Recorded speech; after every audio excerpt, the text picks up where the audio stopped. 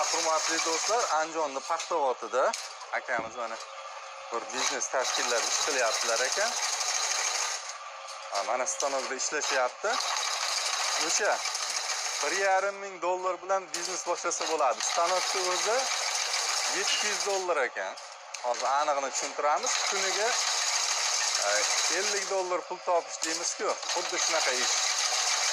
Bu kelajagi bor, ya'ni hech qachon o'lmaydigan, tovar achimaydigan biznes.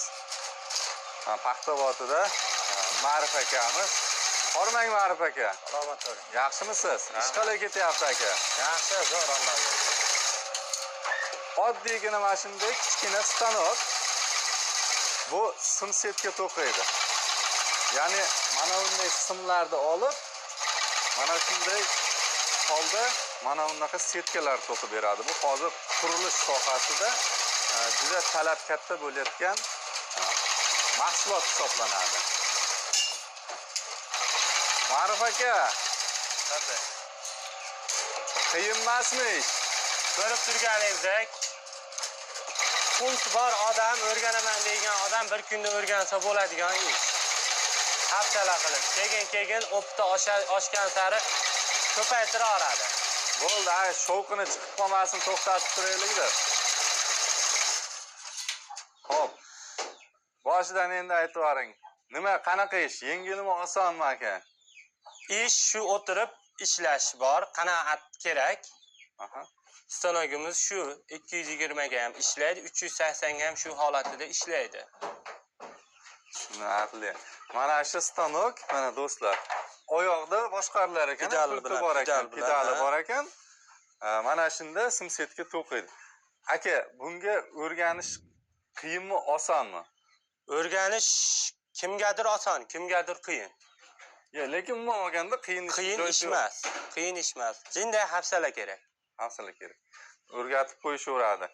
Xo'p, hozirgi kunda zakaz bo'lyapti ekan, endi aka birinchi o'rinda Ma'rif aka mana shuni bir daromadidan aytsangiz, bu qanchalik nima deydi, serdaromad ish va apparatga qiziqqanlarga hozir chetdan ko'rayotgan bo'lishi mumkin. Qo'shni Tojikiston, Qirg'iziston, Qozog'iston o'shalardan ham so'rab qolsa, ular ham olib ketaveradi, kelishib. Olib ketaveradi bemalol.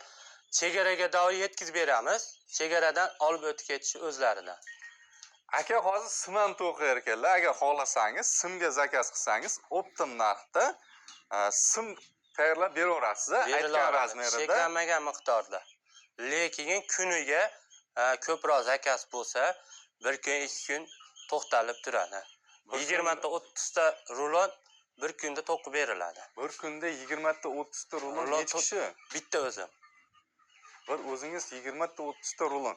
Ya'ni bu bitta rulon 10 metrdan bo'lsa 200 metr chiqazib beriladi. 300 metrgacha, 200 metrdan 300 metrgacha deb aytishyapti.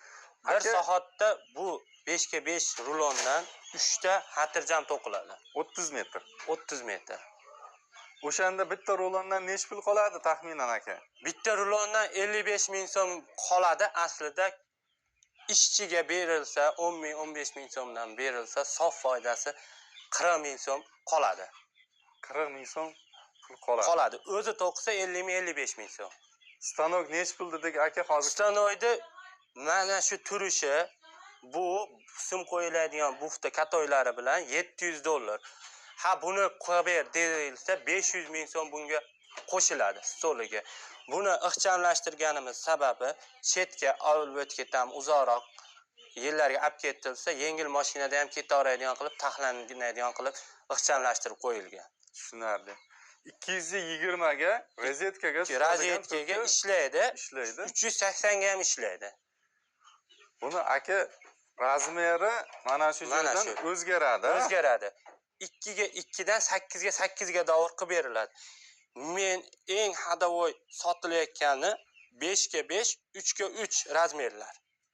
Tushunarli. Hozirgi kunda. Lekin razmerda bo'yini uzunligini aytganda chiqazib berishaverar ekan.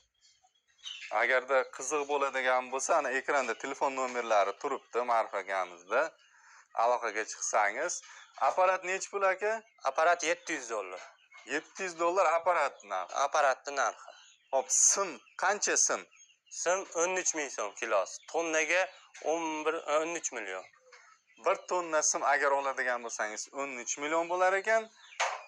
Demak, agar 1 tonna sim bilan boshlasangiz, 1 tonna simdan qancha metr setka chiqadi mana shu standart? Endi 5 ga 5, 3 ga 3 ga razmeriga qarab turib chiqiladigan narsa. 5 ga 5 dan qancha chiqadi? 5 ga 5 dan 60 ta 65 ta rulon chiqadi.